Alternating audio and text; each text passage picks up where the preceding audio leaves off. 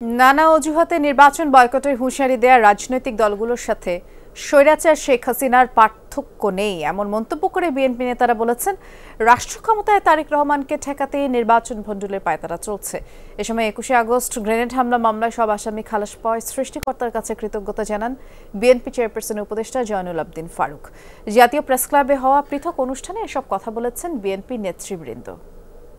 ১৩টি মশলার এক দারুণ কম্বিনেশনে তৈরি ইফাত রশিদ বিরিয়ানি মশলা। উৎসব এখন প্রতিদিন। জুলাই বর্ষপূর্তি উপলক্ষে গণঅভ্যুত্থানের অংশীদার রাজনৈতিক দলের প্রতিনিধিদের নিয়ে জাতীয় প্রেসক্লাবে আলোচনা সভার আয়োজন করে বাংলাদেশ জন অধিকার পার্টি নামের একটি সংগঠন। আলোচনায় অংশ নিয়ে আসছে নির্বাচনের আগে বিচার ও সংস্কারের কাজ শেষ করার তাগিদ দেন কোনো দলের নেতারা।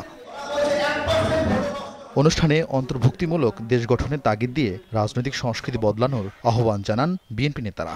দিনের শেষে সিদ্ধান্ত নেবে বাংলাদেশের যারা মালিক, তারা সিদ্ধান্ত দেবে। সুতরাং আমাদেরকে বাংলাদেশের রাজনৈতিক সংস্কৃতি বদলাতে হবে, সহনশীল হতে হবে।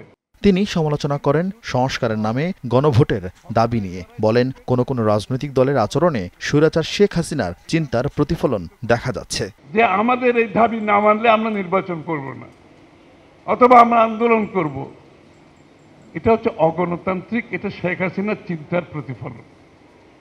এটা থেকে বোঝা যায় শেখ হাসিনা কিছু খুদে স্বৈরাচার রেখে গেছে বাংলাদেশে।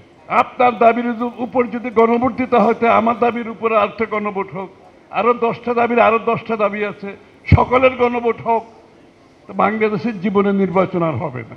জাতীয় প্রেসক্লাবে আরেক অনুষ্ঠানে বিএনপি নেতা শামসুজ্জামান দুদু বলেন, তারেক রহমানকে দেশ পরিচালনায় ব্যর্থ করতেই নির্বাচন বানচালের ষড়যন্ত্র চলছে।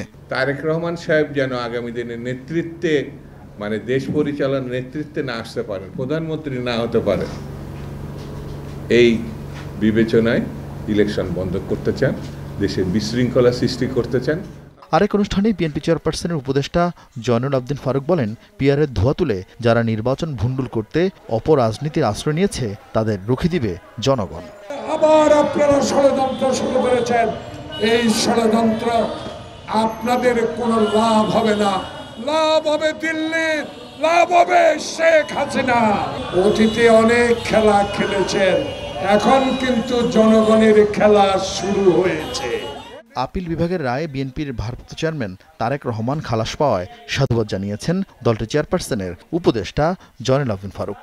এই নির্যাতিত নেতা কর্মীদের পক্ষ থেকে আমরা শুকরিয়া আদায় করছি। আরিফিন শাকিল, যমুনা নিউজ, ঢাকা।